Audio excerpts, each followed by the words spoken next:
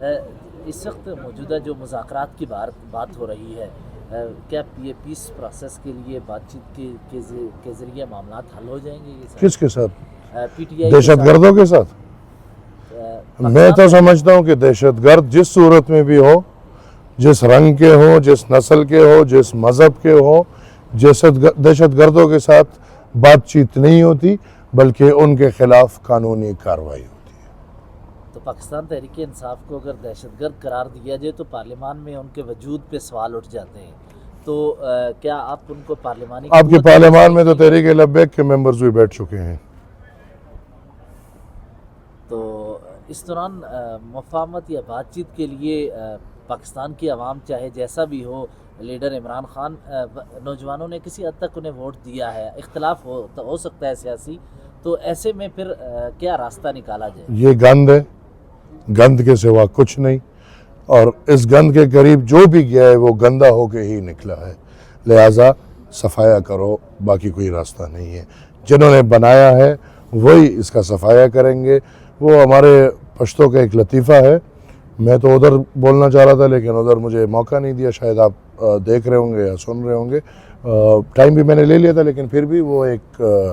پاگل جا رہا ہوتا ہے تو اوپر کوئی اذان دے رہا ہوتا ہے، اوپر منزل پہ،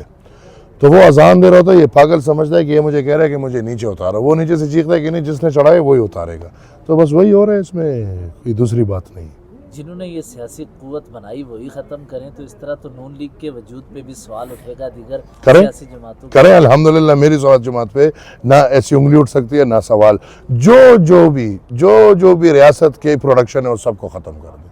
میں خوش ہوں گا۔ تو پھر اس میں وے فارورڈ کیا ہوگا؟ لڑائی وے فارورڈ جی یہ ہے کہ یہ تو صرف ہم جو موروں میں ہمیں ساری زندگی لگایا ہوتا ہے، جو مورے آج مثال عمران ہے، یہ تو جب سے پاکستان آزاد ہوا ہے یہی موروں کی سیاست چلتی آئی ہے، محمد علی جناح سے شروع کر کے ادھر تک لے آئیں، یہ وہی سیاست ہے۔ اس سے کوئی راستہ نہیں نکلے گا کہ آپ بیٹھ کے بات کریں گے تو کیا راستہ نکلے گا؟ کچھ بھی نہیں، صرف یہ کہ عمران رہا ہو جائے گا، یہ مسئلے کا حل ہے؟ نہیں، میرے لیے مسئلے کا بنیادی حل یہ ہے کہ جمہوریت آزاد ہو، میرے لیے مسئلے کا بنیادی حل یہ ہے کہ پارلیمان آزاد ہو، میرے لیے مسئلے کا بنیادی حل یہ ہے کہ ریاستی ادارے، دفاعی ادارے، انٹیلیجنسی ادارے سیاست میں عمل دخل نہ کرے، بلکہ یہ خصوصاً عوام کی مرضی پہ ان کا چناؤ ہے، اور ان کو یہ جب ہو جائے گا تب انشاءاللہ ہم آگے بڑھیں گے۔ یہ تو صرف ڈرامے ہیں، چلتے رہیں گے، جرگہ ہو جائے گا یا بیٹھ جائیں گے، کیا عمران پہ سکون ریلیف مل جائے گا، باقی کیا ہوگا؟ کچھ بھی نہیں ہوگا۔ یہ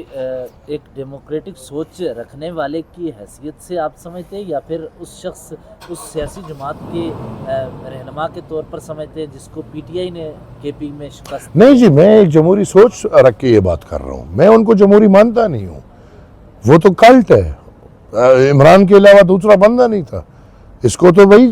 بوریا بھر کے جس طرح لوگوں کو، امیدواروں کو لا کے اس کے قدموں میں پھینکا گیا تھا، جہاز بھر کے لا کے اس کے قدموں میں پھینکے گئے تھے، یہ کیا پارٹی ہے؟ اب یہ تو نہیں کہ کوئی بھی انداز، ابھی میرے خیال میں مطلب کل کو اگر آپ کہیں کہ تحریک طالبان پاکستان ایک جمہوری پارٹی بنا لے اور سیاست کے آڑ میں اگر آ کے وہ کچھ بھی کرے وہ جائز ہے، اور میں پھر مانوں گا نہیں، میں جمہوری ہو کے جمہوریت پسند قوتوں کو ماننے، یہ جمہوری آج بھی نہیں ہے۔ اس کی لڑائی اگر جمہوریت کے لیے ہے، میں اس کے ساتھ کھڑے ہونے کو تیار ہوں۔ اس کی لڑائی تو یہ ہے کہ بھائی وہ تو ترس رہا ہے،